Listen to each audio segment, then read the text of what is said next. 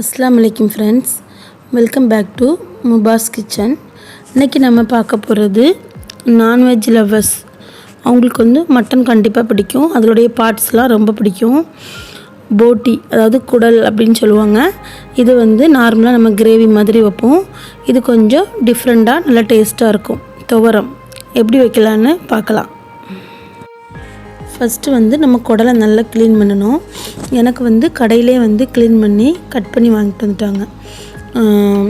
இதை வந்து அவங்க உள்ளே இருக்க இதெல்லாம் தான் க்ளீன் பண்ணியிருப்பாங்க. நம்ம வந்து இன்னும் க்ளீன் பண்ணுறதுக்கு நல்ல தண்ணி நல்லா சுட வச்சுட்டு அதில் கொஞ்சம் மஞ்சத்தூள் உப்பு போட்டு நல்லா பிசைஞ்சு கழுவணும். அதுக்கப்புறம் ஒரு டேபிள் ஸ்பூன் தேங்காய் சேர்த்து அதையும் போட்டு நல்லா பிசைஞ்சு நீங்கள் கழுவிட்டிங்கன்னா அந்த குடலில் இருக்கக்கூடிய ஸ்மெல் எதுவுமே இருக்காது. இப்போ நம்ம வேக வைக்க வந்து 1 டீஸ்பூன் வந்து மஞ்சத்தூள் போட்டுக்கலாம். 1 டீஸ்பூன் இல்லை, 1/2 டீஸ்பூன். உப்பு வந்து 1 டீஸ்பூன் போட்டிருக்கேன். இது வந்து ஒரு ஆட்டோட குடல். இஞ்சி பூண்டு பேஸ்ட்டு 1 டீஸ்பூன், தேங்காய் எண்ணெய் 1 டீஸ்பூன், கறி மசாலா பொடி வந்து 1 டீஸ்பூன் போட்டிருக்கேன். நம்ம துவரம் வைக்கிறதுனால இஞ்சி பூண்டு பேஸ்ட்லாம் கம்மியாக தான் போடணும். அப்போ தான் அந்த நல்லாயிருக்கும். அந்த துவரத்தோட இது வந்து உங்களுக்கு வந்து அந்த இஞ்சி பூண்டு ஸ்மெல் வந்து உங்களுக்கு ரொம்ப அதிகமாக இருக்காது. இப்போ நம்ம இதை ஒரு 7-8 விசில் வச்சு எடுத்துடலாம். துவரத்துக்கு வந்து தேவையான இன்க்ரீடியன்ட்ஸ்: 2 வெங்காயம் கட் பண்ணி வச்சுருக்கேன், 2 தக்காளி, பச்சை மிளகா 6 பச்சை மிளகா, நமக்கு காரமே இது தான், கொத்தமல்லி கொஞ்சம், கருவேப்பிலை கொஞ்சம். காரம் வந்து உங்களுக்கு எந்த அளவுக்கு அதிகமாக வேணும்னா நீங்கள் எக்ஸ்ட்ரா கூட சேர்த்துக்கலாம். இது ஓரளவுக்கு மீடியமாக இருக்கும். தேங்காய் வந்து சின்ன தேங்காயில் ஒரு பாதி தேங்காய் சேர்த்துருக்கேன். பெருஞ்சீரகம், சீரகம் 1 டீஸ்பூன், 1/2 டீஸ்பூன் வந்து மஞ்சத்தூள், ஒரு 3 பல் பூண்டு போட்டிருக்கேன், பச்சை மிளகாய் 1 போட்டுக்கலாம், தேவையான அளவு உப்பு, 1 டேபிள் ஸ்பூன் எண்ணெய் எடுத்திருக்கேன். இங்கே வந்து ஒரு மண் சட்டி எடுத்து வச்சுருக்கேன். அது நமக்கு சூடான உடனே அதில் நம்ம எண்ணெய் சேர்த்துக்கலாம். அப்புறம் வெங்காயமும் கருவேப்பிலையும் அதில் போட்டுக்கலாம். நமக்கு வெங்காயம் நல்லா வதங்கணும்னு இல்லை, ஒரு அளவுக்கு வதங்கினாலே போதும்.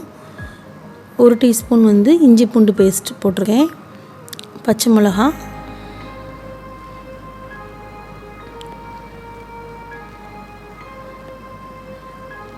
ஓரளவுக்கு வதங்கிட்டு இப்போ தக்காளி போட்டுக்கலாம். தக்காளி வந்து கொஞ்சம் வதங்கட்டும். இது வதங்க கொஞ்சம் உப்பு போட்டிருக்கேன். குடல் வந்து வெந்திருக்கான்னு பார்க்கலாம். நல்லா வெந்துட்டு இப்போ இந்த தண்ணியில் நம்ம வத்துறது வரைக்கும் நம்ம வந்து வேக வைக்க தான் போகிறோம். இன்னும் நல்லா சாஃப்டாயிரும். இங்கே வந்து தேங்காயும் அரைச்சி எடுத்துட்டேன். தேங்காய் வந்து இப்படி தான் அரைக்கணும், தண்ணி எதுவும் ஊற்றக்கூடாது. நம்ம கீரைக்கெலாம் வந்து எப்படி அரைப்போமோ அதே மாதிரி தான் அரைக்கணும். கொஞ்சம் கொரன்னு இருக்கணும்.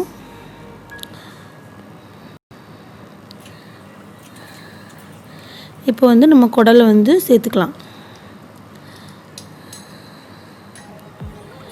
இப்போ இந்த தண்ணிலாம் வத்துறது வரைக்கும் அதிலே இருக்கட்டும். மூடி போட வேண்டாம்.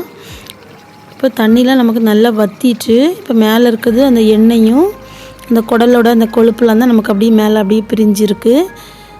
இப்போ வந்து நம்ம மசாலாவை வந்து போட்டுக்கலாம். மசாலா போட்டுட்டு உடனே மிக்ஸ் பண்ண வேண்டாம், ஒரு 2 நிமிஷம் அப்படியே இருக்கட்டும். 1 டீஸ்பூன் நான் தேங்காய் எண்ணெய் சேர்த்துருக்கேன். இப்போ நம்ம மிக்ஸ் பண்ணி விட்டுக்கலாம். சூப்பராக இருக்குல்ல பார்க்கவே.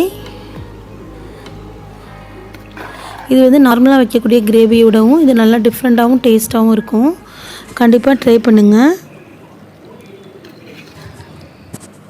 எப்படி வந்ததுன்னு உங்களுடைய ஃபீட்பேக்கை எனக்கு கமெண்ட் பண்ணுங்கள்.